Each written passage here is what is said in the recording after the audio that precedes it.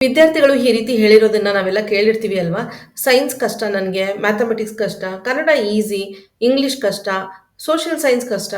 ಒಬ್ರೊಬ್ರಿಗೆ ಒಂದೊಂದು ಸಬ್ಜೆಕ್ಟ್ ಕಷ್ಟ, ಒಂದೊಂದು ಸಬ್ಜೆಕ್ಟ್ ಇಷ್ಟ ಅಂತ ಇರುತ್ತೆ. ಯಾಕೆ ಈ ರೀತಿ ಆಗುತ್ತೆ? ಕೆಲವು ವಿದ್ಯಾರ್ಥಿಗಳು ಹೇಳ್ತಾರೆ ಮ್ಯಾಥಮೆಟಿಕ್ಸ್ ನನಗೇನೋ ಇಷ್ಟ, ಆದರೆ ಮ್ಯಾಥಮೆಟಿಕ್ಸಲ್ಲಿ ಈ ಒಂದು ಕಾನ್ಸೆಪ್ಟ್ ತುಂಬಾ ಕಷ್ಟ. ಯಾಕೆ ಈ ರೀತಿಯಾದಂಥ ಒಂದು ಭಾವನೆಗಳು ವಿದ್ಯಾರ್ಥಿಗಳಲ್ಲಿ ಬರುತ್ತೆ? ಕೆಲವೊಮ್ಮೆ ವಿದ್ಯಾರ್ಥಿಗಳಿಗೆ ಅನ್ಸುತ್ತೆ, ಈ ಒಂದು ಸಬ್ಜೆಕ್ಟ್ ನಾನು ಕಲೀಲಿಕ್ಕೆ ಸಾಧ್ಯನೇ ಇಲ್ಲ. ಇದನ್ನ ಕಲಿಯುವಂಥ ಎಬಿಲಿಟಿ ನನ್ನಲ್ಲಿ ಇಲ್ವೇ ಇಲ್ಲ.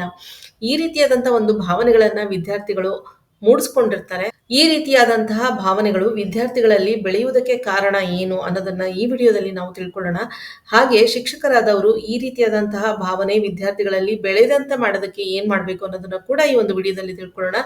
ಹಾಗಾಗಿ ವಿಡಿಯೋನ ಎಲ್ಲೂ ಸ್ಕಿಪ್ ಮಾಡದೆ ಕೊನೆವರೆಗೂ ನೋಡಿ. ಎಲ್ರಿಗೂ ನಮಸ್ಕಾರ.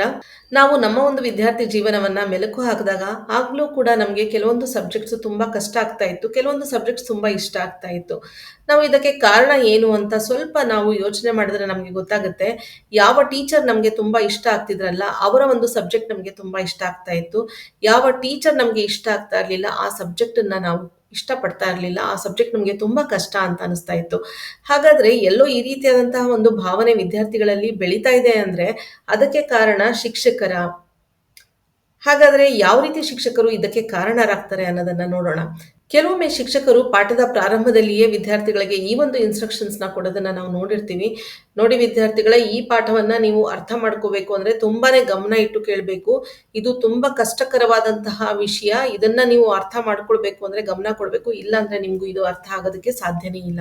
ಈ ರೀತಿಯಾದಂತಹ ಒಂದು ಸ್ಟೇಟ್ಮೆಂಟ್ ಅನ್ನ ಶಿಕ್ಷಕರು ತರಗತಿಯ ಪ್ರಾರಂಭದಲ್ಲಿಯೇ ಹೇಳಿದಾಗ, ವಿಷಯವನ್ನ ಬೋಧನೆ ಮಾಡುವುದಕ್ಕೆ ಮುಂಚೆಯೇ ಹೇಳಿದಾಗ ಏನಾಗುತ್ತೆ, ವಿದ್ಯಾರ್ಥಿಗಳಲ್ಲಿ ಹೌದು ಈ ಒಂದು ವಿಷಯ ತುಂಬಾನೇ ಕಷ್ಟಕರವಾದದ್ದು, ಶಿಕ್ಷಕರೇ ಹೇಳ್ತಿದ್ದಾರೆ ಅಂದಮೇಲೆ ಇದು ತುಂಬಾನೇ ಟಫ್ ಕಾನ್ಸೆಪ್ಟ್, ಇದು ತುಂಬಾ ಡಿಫಿಕಲ್ಟ್, ಹಾಗಾಗಿ ನಮ್ಗೆ ಇದು ಅರ್ಥ ಆಗೋದಿಲ್ಲ ಅನ್ನುವಂತ ಒಂದು ಭಾವನೆ ವಿದ್ಯಾರ್ಥಿಗಳಲ್ಲಿ ಬೆಳೆಸ್ಲಿಕ್ಕೆ ಶಿಕ್ಷಕರೇ ಕಾರಣರಾಗ್ತಾರೆ.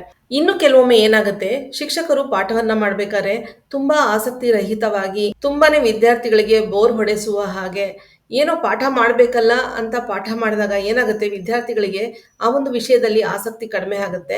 ಹಾಗೇನೆ ಆ ಶಿಕ್ಷಕರನ್ನ ಕೂಡ ಅವರು ಇಷ್ಟಪಡೋದಿಲ್ಲ. ಹಾಗಾಗಿ ಶಿಕ್ಷಕರನ್ನ ಇಷ್ಟಪಡೋದಿಲ್ಲ ಅಂತ ಆದ್ಮೇಲೆ ಸಬ್ಜೆಕ್ಟ್ ಕೂಡ ಅವ್ರಿಗೆ ಇಷ್ಟ ಆಗೋದಿಲ್ಲ. ಕ್ರಮೇಣ ಆ ಒಂದು ವಿಷಯದಲ್ಲಿ ಅವರು ಆಸಕ್ತಿಯನ್ನ ಕಳೆದುಕೊಳ್ತಾ ಹೋಗ್ತಾರೆ. ಕಾಲಕ್ರಮೇಣದಲ್ಲಿ ಏನಾಗುತ್ತೆ, ಆ ಒಂದು ವಿಷಯ ಅವ್ರಿಗೆ ತುಂಬಾ ಕಷ್ಟ ಅಂತ ಕೂಡ ಅನ್ಸುತ್ತೆ.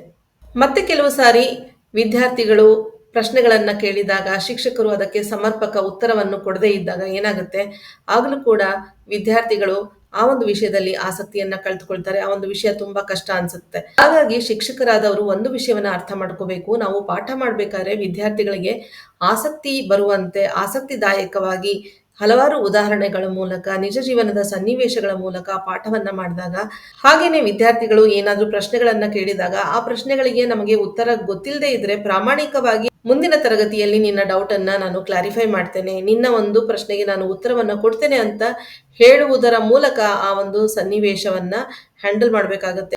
ನೋಡಿ, ಈ ಎಲ್ಲ ಕಾರಣಗಳಿಂದ ಏನಾಗುತ್ತೆ, ವಿದ್ಯಾರ್ಥಿಗಳಿಗೆ ಸಬ್ಜೆಕ್ಟ್ ಕಷ್ಟ ಆಗೋದು, ಸುಲಭ ಆಗೋದು ಶಿಕ್ಷಕರ ಮೇಲೆ ಅವಲಂಬಿತವಾಗಿರುತ್ತೆ ವಿನಃ ವಿದ್ಯಾರ್ಥಿಗಳ ಮೇಲೆ ಅವಲಂಬಿತವಾಗಿರೋದಿಲ್ಲ. ಹಾಗಾಗಿ ವಿದ್ಯಾರ್ಥಿಗಳಿಗೆ ಯಾವುದೇ ಒಂದು ಸಬ್ಜೆಕ್ಟ್ ಕಷ್ಟ ಆಗಿದೆ ಅಥವಾ ಇಷ್ಟ ಆಗಿದೆ ಅಂದ್ರೆ ಅದಕ್ಕೆ ಕಾರಣ ಶಿಕ್ಷಕರೇ ಆಗಿರ್ತಾರೆ ಅನ್ನೋದನ್ನ ನಾವು ಇದರಿಂದ ತಿಳ್ಕೊಬಹುದಾಗಿದೆ.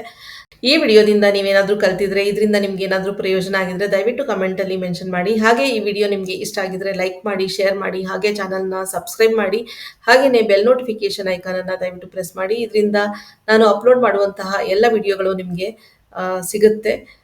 ನನ್ನ ಮುಂದಿನ ವಿಡಿಯೋದಲ್ಲಿ ಮತ್ತೆ ನಾನು ನಿಮ್ಮನ್ನ ಭೇಟಿ ಮಾಡ್ತೀನಿ. ಅಲ್ಲಿವರೆಗೆ ನಮಸ್ಕಾರ, ಧನ್ಯವಾದ.